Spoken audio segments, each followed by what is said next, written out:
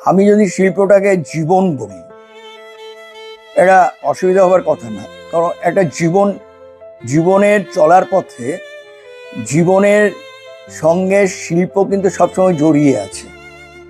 তো পার্টিকুলারলি যেমন আর যদি আমি বলি যে প্রথম কিন্তু অক্ষর আসার আগেই শিল্প এসছে। কারণ শিল্পে ছবি এঁকেই মানুষ শিকার করতো, জীবনযাপন করতো, ছবি এঁকেই বোঝাতো।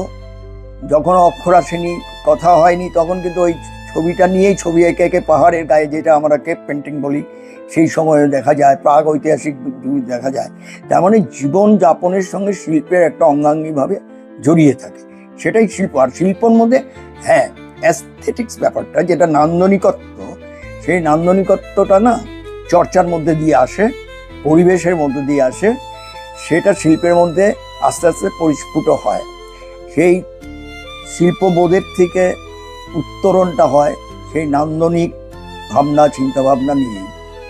আমার কাছে শিল্পটা বললে আমি বলবো একটা শিল্প একটা জীবনযাপনের অঙ্গ, এবং এটা হচ্ছে একটা জীবন ধারণেরও একটা এলিমেন্ট।